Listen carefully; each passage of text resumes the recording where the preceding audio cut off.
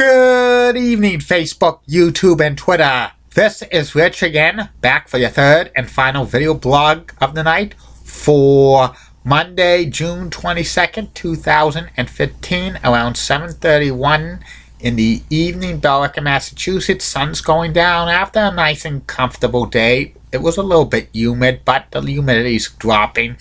Tomorrow could be very severe thunder showers past 2 o'clock, so keep an eye to the sky. If we get a lot of sunshine, that fuels the fire for a lot of severe thunder showers.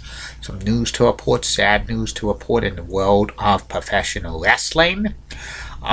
Former NWA star Nature Boy Buddy Landel passed away at the age of 52.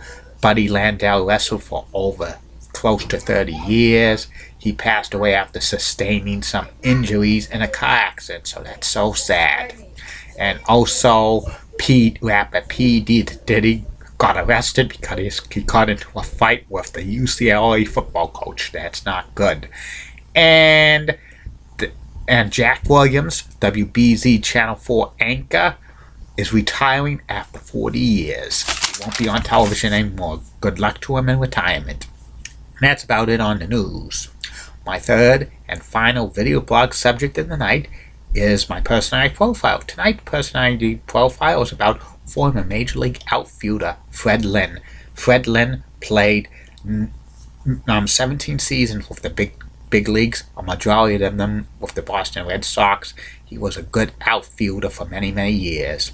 Fred was born in Chicago, Illinois, and he grew up in Western California. He played high school baseball in California and was pretty good. Then he went to play baseball at University of Southern California, and he was a good baseball player in college.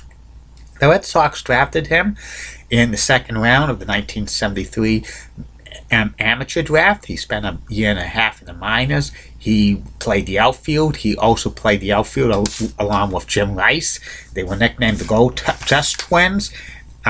Fred made his debut on September 5th, 1974 with the Red Sox, and he played 17 seasons in the big leagues with the Red Sox, Angels, Orioles, Tigers, and Padres.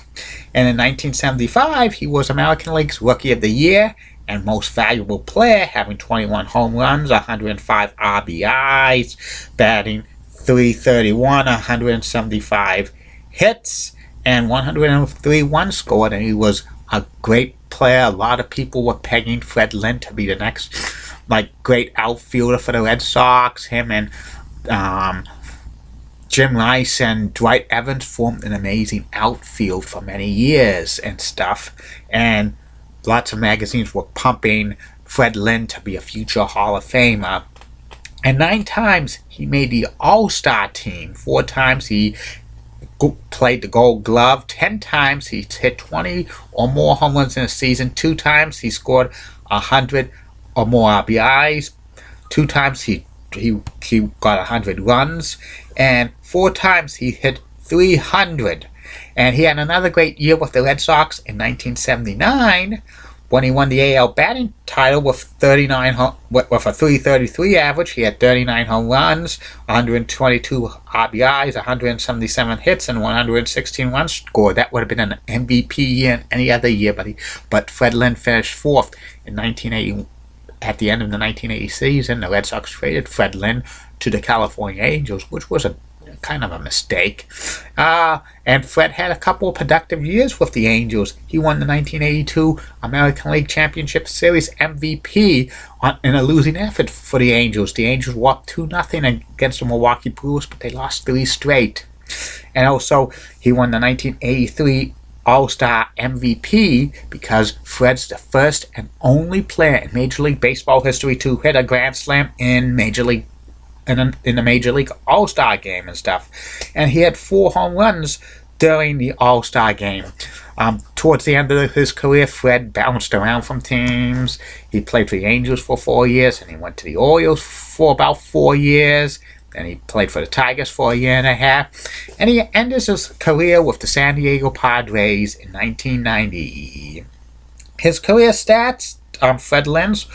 He batted .283, 306 home runs, 1,111 RBIs, 1,960 hits, 1,063 runs scored, and 1,969 hits.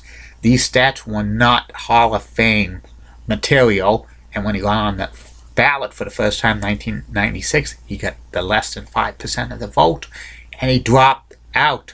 If Fred Lynn stayed the entire career with the Boston Red Sox, I think Fred Lynn probably would have stats that could be maybe borderline Hall of Fame and stuff, but, he left Boston, but, like, his career, was solid, but it wasn't superstar level if he stayed the entire career of the Red Sox. But he's in the Red Sox Hall of Fame.